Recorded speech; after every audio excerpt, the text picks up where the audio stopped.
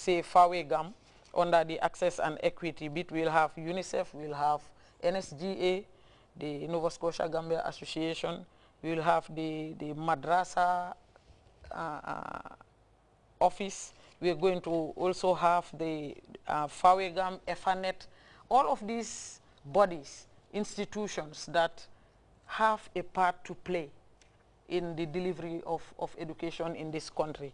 All of them are going to be in this process. And we have identified them in groupings and assigned them responsibilities under access and equity, or under quality, or under management, sector management. And you will find some of these institutions and individuals featuring in more than one thematic group. So that's the way we are going. In terms of the platforms, as you know, you have been engaged with us for a very long time now. You've attended several CCMs. Yes. So we are going to use those platforms to make sure that we make the consultation very participatory. So we will look at issues at the level of the senior management team, at the level of the CCM. We will use the television and radio programs. We will also do regional consultations. We will be doing television banterbars where we will interface with people and the public. We will engage the National Assembly. We will also, through our joint donor review missions, we will also be discussing issues related to the policy. We are going to do a national conference at the end of all of this. And then there will be a session also for the drafters and readers to interface also and discuss issues that they would have come up with. So it's a wide-ranging consultation that we are going to be engaged in. All right, okay. Thank you so very much. Viewers, now you're reminded that the line is now open. If you want to, you've heard the Permanent Secretary, you've heard the Minister of Basic and Secondary Education. They're talking about the current education policy 2004-2015 that they intend to review and revise very shortly. And then you've also heard that they're making it so participatory that all the stakeholders in education are going to be involved in the process of reviewing and the revision of this education policy 2004-2015. And then you can start being part of the reviewing and the revision of this education policy right today.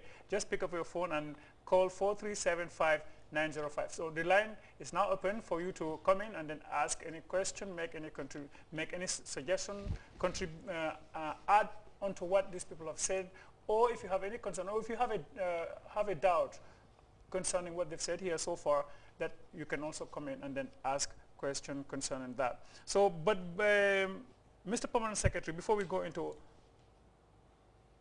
telephone. All right, okay, let's.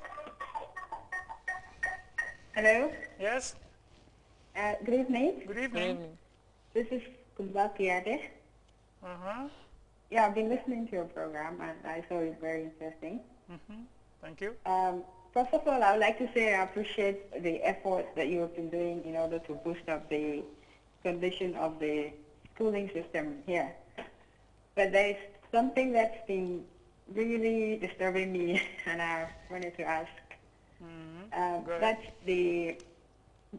like when I was in school, in primary school, we used to stick to this common entrance exam and then to proceed to the junior school. But I see now that that is not happening. And to my own observation, is making the kids so relaxed. You know, when they're in primary school, they're not thinking of any exam.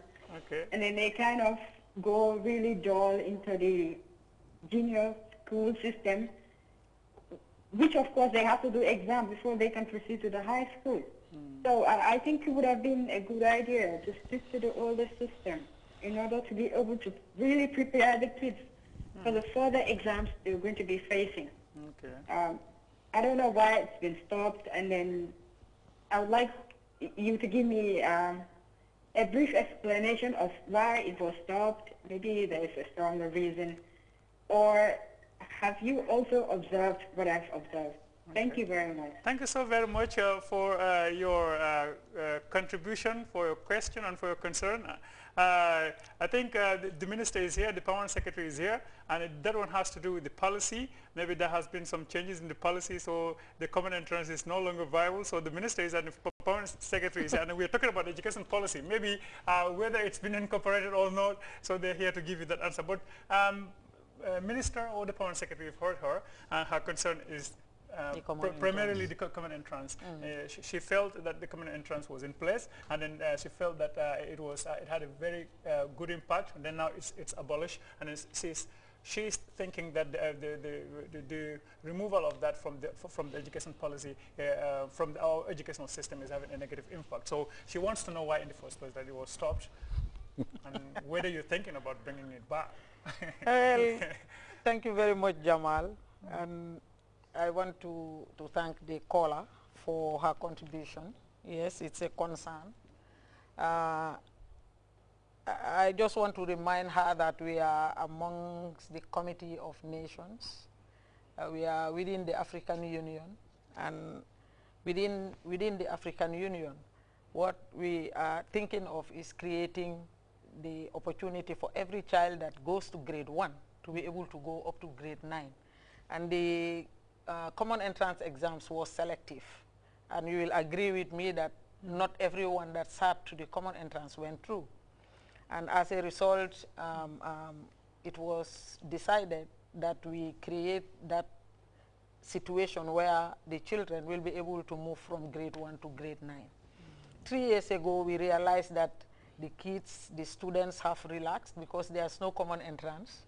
We also realized that the teachers themselves had relaxed, and it created a negative impact on the education system. And what we've done to replace it is to come up with the national assessment test, which is taken in grade 3 and in grade 5. So it's back, not as a terminal examination, but we assess the children nationally, you know, in grade 3 and grade 5, just to bring back that spirit of examination. Okay, all right, okay. Before we go with any other caller, I think we would also want the permanent secretary to tell us because we've been talking about the ministry. We've seen how your ministry is championing the cause. I don't know if I should say that, but you've been kind of very open to particularly stakeholders. You've been most often than not inviting partners. You've been interfacing with your partners that they have been attending a lot of CCMs where even at some point maybe the media wouldn't be allowed to be there because of certain issues discussed, but then they would have to do with something very frank, very tough for the forward going of the Minister of Basic and Secondary Education.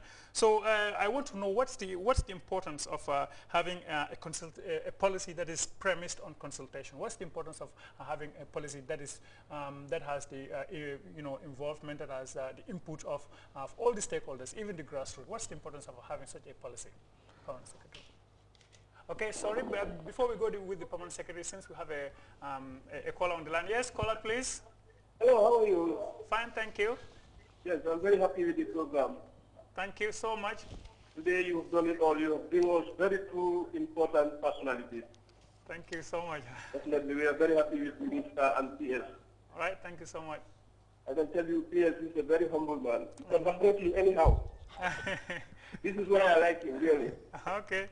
Yes, even the poor man, the foreign teacher, can always have access to him. Okay.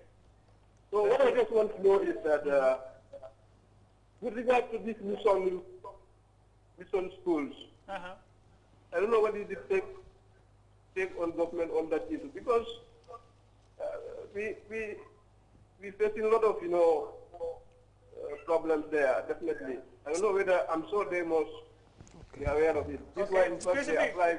Can you be specific, please? When you say you're having some problems with the mission schools, which kind of problems specifically? Because they would they want to know what kind of problems. For example, this retention payment. With regards to retention allowance. Retention allowance.